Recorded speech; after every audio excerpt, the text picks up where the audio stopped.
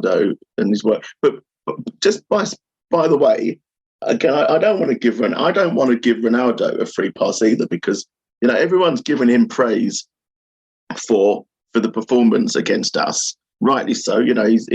He scored 3 goals and contributed massively, and scored in both fixtures against us basically, and was probably the difference in both games. But I think he fucking bricked it against Man City and chose to sit out that game. Because if you listen to the interview with Rangnick said, well, he claims to have a hip flexor injury. That's what I'm told. I can't dispute that. So Rangnick's not saying he was injured. Rangnick's saying, well, I've been told that he's injured, but I don't particularly believe it, which just leads me to believe that Ronaldo probably thinks I don't want to be involved in it. In losing that game to City. I think that's a likely loss. I don't want to have my name associated with that, and therefore I'm going to take the easy way out. I can believe that as well. I mean, he just looks like he comes across as a very arrogant person. I suppose you have to be to a certain extent to be where he's at. But then, you could see in that thing when he said man of the match and all those stats coming up, you can see him looking, and he was looking at I can't remember who it was now. It might have been Dallo or something like that by the side of him when he was on the bench after he'd been taken off, and he's looking at an iPad to the side of him, and all those stats were coming up, and he's just like the smug look on his face. It's all about him. It is all about him. And yesterday was not. They don't. No, but yesterday was not a team performance at all. The rest of the team were crap. If he wasn't in it, we would have beat them. But it was the Ronaldo show yesterday, and he came along, thought, I'm going to show everyone that this, and fair play to him. He was unplayable, and which is why he's still a cult hero for many, but. But generally, in the main, he unbalances that team. They're not a really good team. They're a team of individuals and not a team at all. And yesterday, he got. I can't say he got lucky, because he was very skillful, but the circumstances were lucky. Yeah. We deserved more than that. We at least a draw.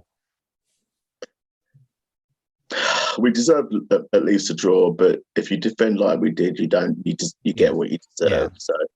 Yeah. So, we can even. I can't recall the actual sequence of events and timings, although I'm pretty sure we probably were 3-2 down at the time. But there were two. I think there were 2 incidents after that were down the left-hand side of the pitch that where we tried to play Reguilon in.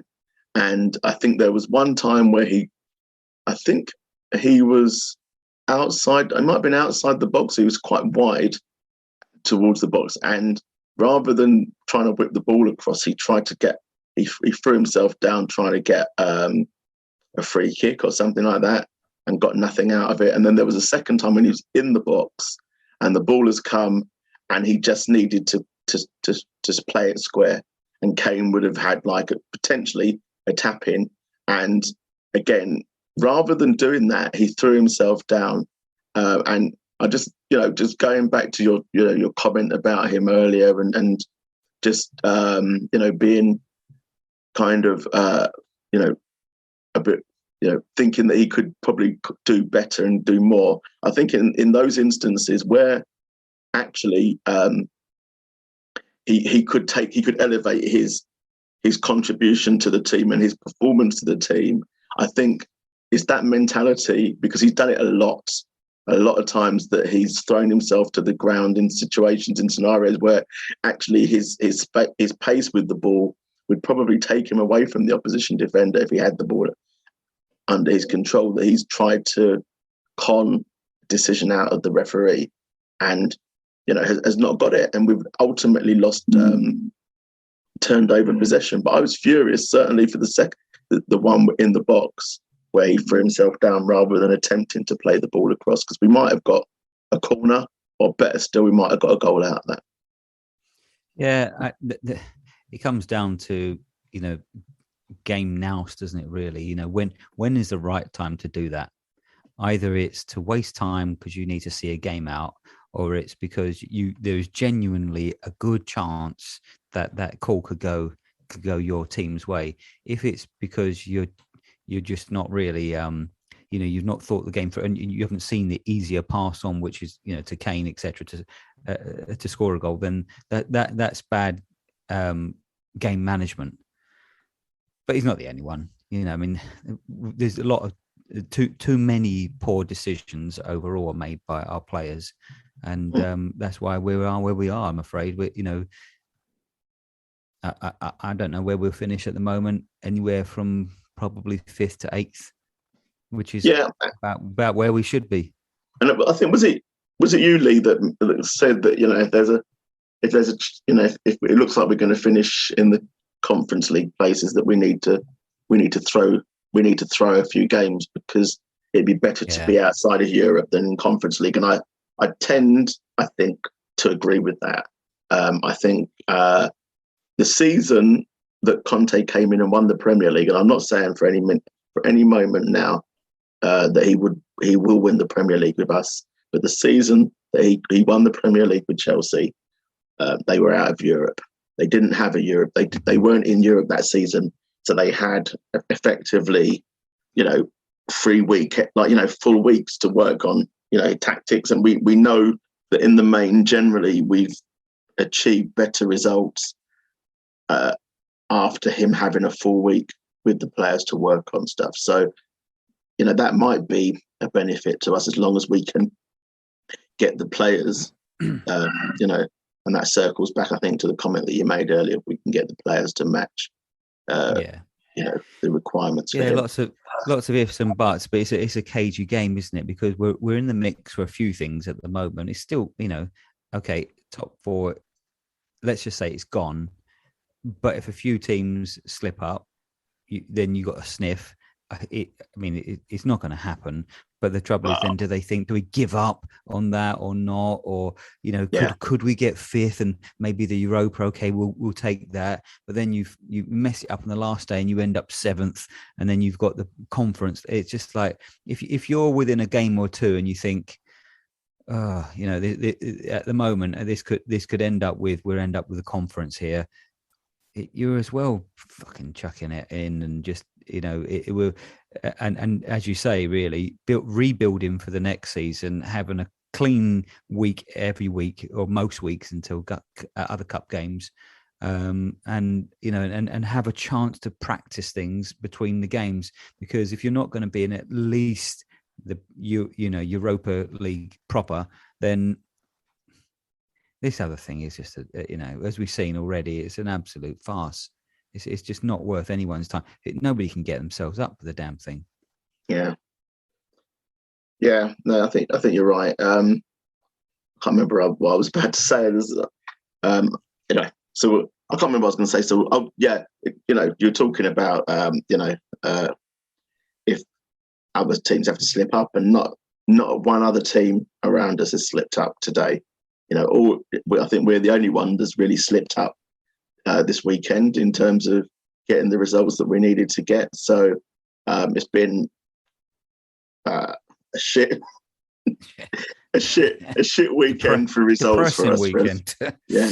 So I mean, just obviously moving on to, we've been going on for a bit now.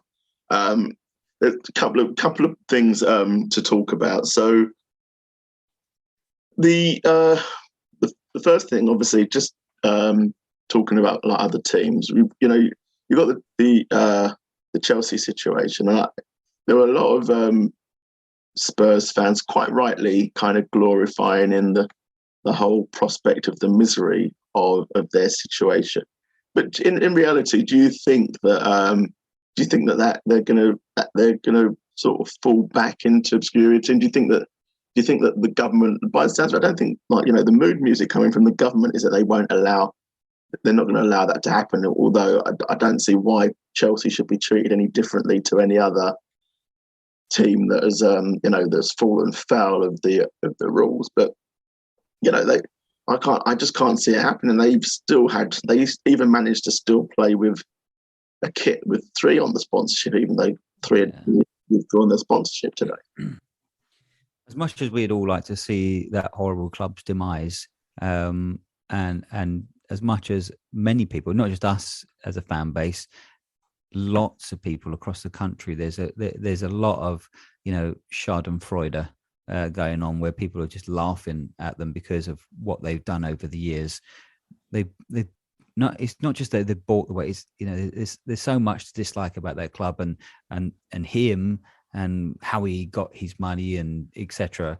So but the fact is that unfortunately we don't live in fairy tale land, and someone will just come along and buy the club and they will carry on, and someone will probably invest quite a lot of money in them again, and within a couple of weeks they'll be back to square one. They can pay their bills and get on with it, and they've got the background. Whoever buys them will buy them at a reasonable rate and be able to invest. They've got a big following worldwide, and it won't really change too much. A lot of people probably getting a bit too carried away. This could be the end for them. It's not going to be, I don't think. No. I fully suspect that the government won't let that happen. They'll be wanting to be seen to have done something, because it's quite high profile. There'll be a lot of fans around the world who go, oh, hang on a second, because there's fans probably even in Russia who support Chelsea.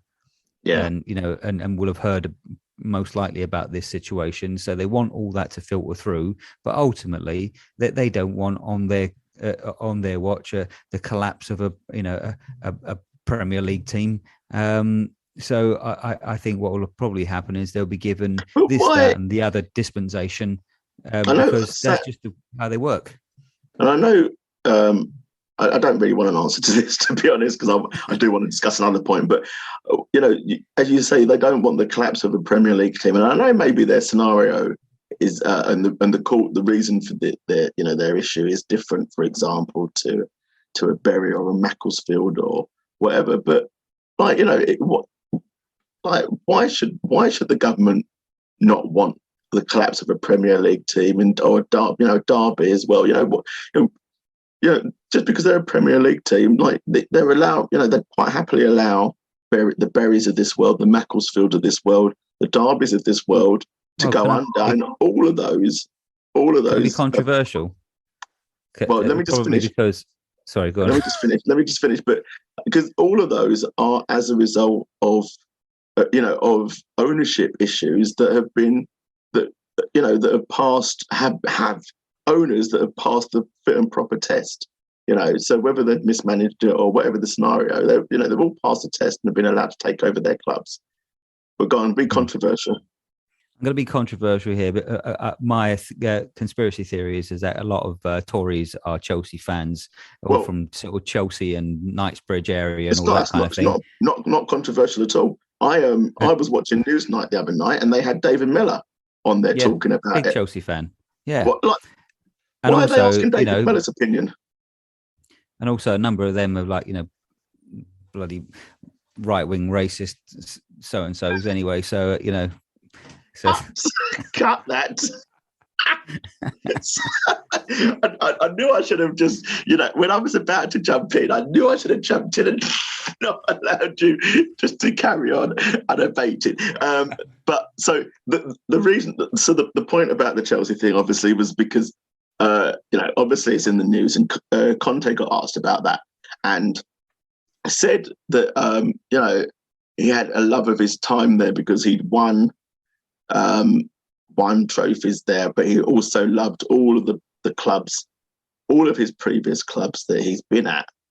But the outrage that came from the fan base was typical. But I mean, did you share that outrage, or were you just like, no, whatever? Whatever. I mean, he's contracted to our club.